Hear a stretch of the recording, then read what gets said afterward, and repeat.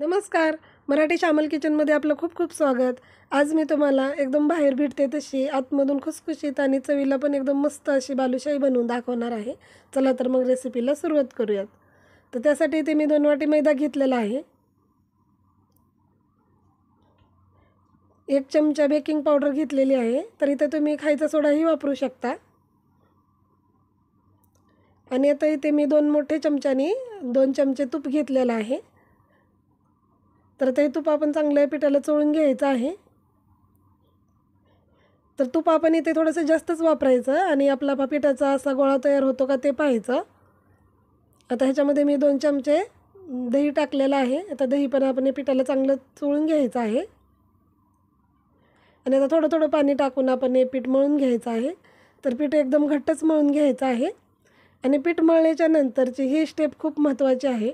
तर आपण पिठाला ह्या पद्धतीने एकदम असं आतमधून पोकळ बनवून घ्यायचं आहे. तर ह्याच्यामुळं आपली बालुशाही चांगली खुसखुशीतही होते आणि आतपर्यंत तळली जाते. तर आता पिठाचे छोटे छोटे गोळे घेऊन आपण बालुशाही बनवून घ्यायची आहे. तर इथे बालुशाही बनवत असताना पण त्याला हातावरती जास्त रगडून त्याचा गोळा तयार करायचा नाही. तर एकदम हलक्या हातानेच अशी बालुशाही बनवून घ्यायची आहे. तर ह्याच पद्धतीने मी आता सगळी बालुशाही बनवून घेणार आहे.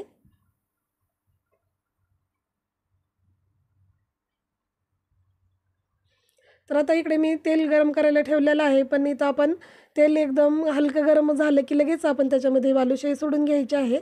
तर इथं तेल एकदम कडकडीत गरम करायचं नाही. तर एकदम बारीक गॅसवरतीच आपली ही पूर्ण बालुशाही तळून घ्यायची आहे. तर जेवढं तुम्ही बारीक गॅसवरती आणि जेवढं जास्त वेळ बालुशाही तळाल तेवढी तुमची बालुशाही खूप छान होते. म्हणजे आतपर्यंत ती तळली जाते आणि एकदम खुसखुशीत बनते. तर आता इथे मी पाक तयार करून घेते. तर त्यासाठी इथे मी 1/2 वाटी साखर घेतलेली आहे आणि अर्धी वाटी पाणी घेतलेलं आहे. तर साखर तुमच्या आवडीनुसार तुम्ही घ्यायची आहे.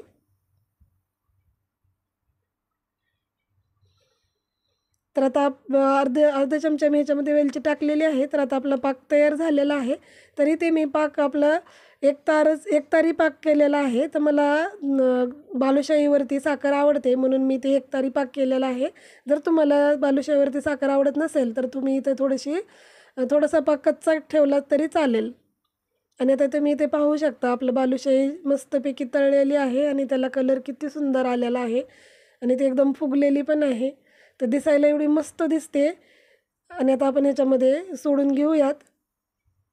आणि आता ह्याला चांगलं मिक्स करून एक 10 ते 15 मिनटं आपण असंच हे बालुशाही या पाकामध्ये ठेवून द्यायचे आहे.